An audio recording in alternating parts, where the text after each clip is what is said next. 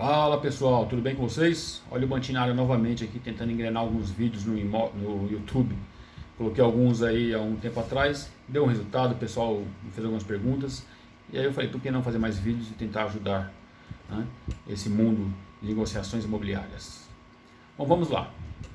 Conforme o título diz aí, quais são os três itens que envolvem a negociação do imóvel? Primeiro, o comprador. Segundo, o vendedor. E terceiro, lógico, o imóvel. Então, os três podem ter algum tipo de impeditivo para não ser feita uma negociação.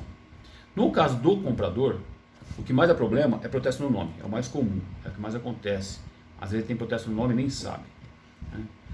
O segundo probleminha aí, é ele de repente vai financiar esse imóvel e quer utilizar o FGTS. Só que já tem imóvel no nome dele.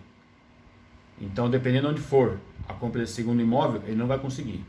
Já tem um vídeo no canal falando sobre isso. Outra coisa, de repente a pessoa foi casada, aí se separou, se divorciou, quer voltar para o nome de solteiro. O que vai acontecer? Ela faz a verbação, só que não vai nos órgãos competentes para mudar o nome também. Exemplo, Receita Federal. Aí vai declarar o imposto de renda, sai o nome de casado, e ela está com o nome de solteiro já. Ou então ela só acerta o RG e não acerta o título de eleitor. Então vai dar problema lá, vai ser impeditivo. Tem que acertar tudo, RG, Receita Federal, que é o CPF, título de eleitor, para bater tudo certinho ali para poder andar o financiamento. Tá certo? Outra coisa, é ela não ter dinheiro. Às vezes a pessoa tem ali os 20%, que acha que é o básico, o pessoal se apega tanto a isso aí, vai ser um assunto para outro vídeo, né? Se apega tanto a esses 20% e não tem uma renda para financiar o restante do imóvel. Então, para o comprador, o que pega mais é isso daí, o que aparece mais para a gente é isso daí.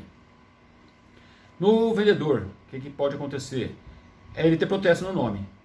Aí você me pergunta, pô, mas ele está vendendo imóvel, ele não está comprando imóvel. E de repente ele está vendendo imóvel justamente para pagar essa dívida. Sim, e de repente essa dívida é tão alta que esse imóvel foi pedido pela justiça, foi penhorado. Tá certo? Então isso é impeditivo.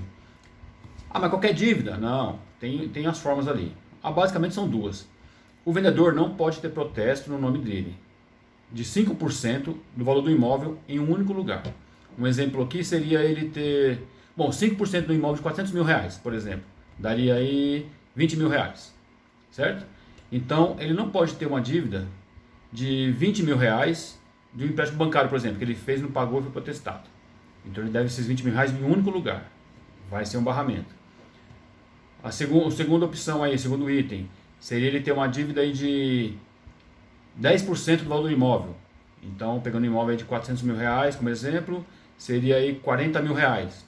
Só que ele deve 40 mil reais espalhado por aí.